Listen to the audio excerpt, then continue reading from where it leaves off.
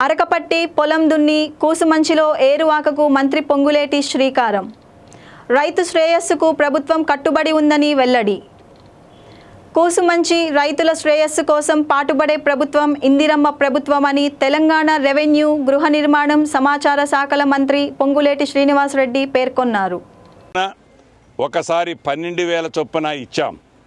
మూడవసారి రేపు జూన్ 16వ తారీఖు నుంచి కుంట దగ్గర నుంచి మొదలెట్టి వ్యవసాయానికి యోగ్యమైన ఎంత భూమి ఉన్నా 12,000 రూపాయల స్కీములో భాగంగా మొదటి పంటకి రేపటి నుంచి మొదలెట్టి వారం రోజులలోపే రైతన్నలకి, రాష్ట్రంలో ఉన్న రైతన్నలకి అందరికీ పెట్టుబడి కోసం,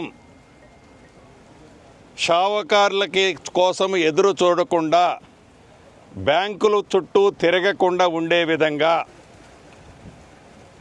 ఈ రైతు భరోసా డబ్బులు రేపటి నుంచి ఇచ్చే కార్యక్రమానికి శ్రీకారం చుట్టి వారం రోజులలోపే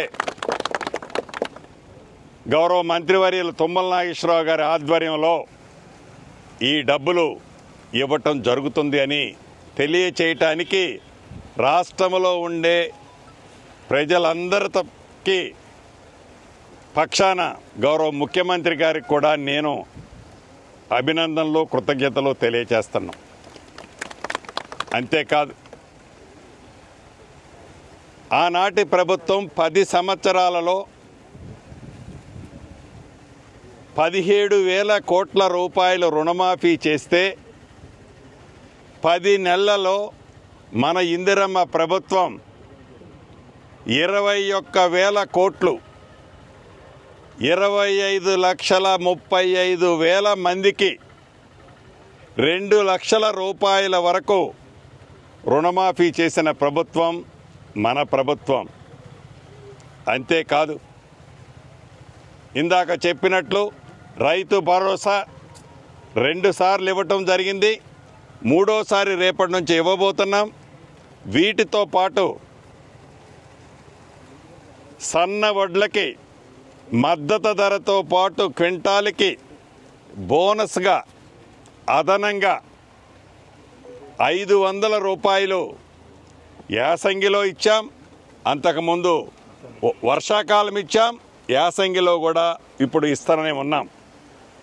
అంటే ఒరేస్తే ఉరే అనే ఆనాటి ప్రభుత్వం ఏ రకమైన నిర్ణయాలు తీసుకొని రైతన్నలని ఇబ్బంది పెట్టిందో దానికి భిన్నంగా రైతు పక్షపాత ప్రభుత్వంగా ఈ ఇందిరమ్మ ప్రభుత్వం వడ్లని దేశవ్యాప్తంగా ఏ రాష్ట్ర ప్రభుత్వము పండించనన్ని అత్యధిక ధాన్యాన్ని కాళేశ్వరం కూలిపోయిన తర్వాత కూడా ఈ రాష్ట్ర ప్రభుత్వం నెంబర్ 1 ప్లేస్లో ధాన్యం పండించిన రాష్ట్రం ఏందయ్యా ఈనాడు దేశంలో ఉంది అంటే అది తెలంగాణ రాష్ట్రం అనే విధంగా రాష్ట్రంలో ఉండే రైతన్నలు కష్టపడి అద్భుతంగా ధాన్యాన్ని పండించారు.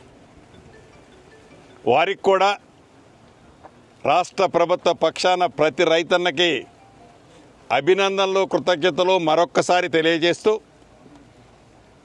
చివరిగా ఈ ప్రభుత్వం అది ఉచిత కరెంటు కానీ, రైతు భరోసా కానీ, నాణ్యమైన విత్తనాలు కానీ, కల్తీ లేని విత్తనాలు కానీ, కల్తీ లేని ఎరువులు, పెస్టిసైడ్స్ కానీ, ఇలా రైతుని రాజు చేసే దాంట్లో గోదావరి, కృష్ణా పరివాహక ప్రాంతాలతో లోకల్లో ఉండే స్ట్రీమ్స్ ద్వారా ఏవైతే సాగునీటికి ప్రతి నీటి బొట్టువు ఉపయోగపడుతుందో అటువంటి వాటన్నిటినీ ప్రతి నీటి బొట్టుని ఒడేసి పట్టుకొని రైతన్నకి, వ్యవసాయానికి ఉపయోగపడే విధంగా ఈ రాష్ట్ర ప్రభుత్వం ప్రణాళికలు తయారు చేసి ఈనాడు రైతుని ఎక్కడా ఇబ్బంది కలగకుండా ఉండే విధంగా చర్యలు చేపట్టినందుకు గౌరవ ముఖ్యమంత్రి గారిని నా నియోజకవర్గ ప్రజల పక్షాన,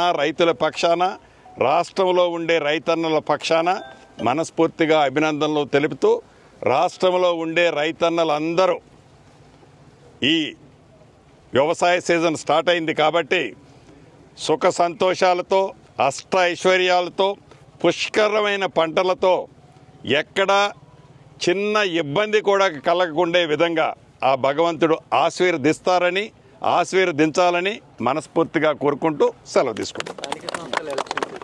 మాట్లాడతాను.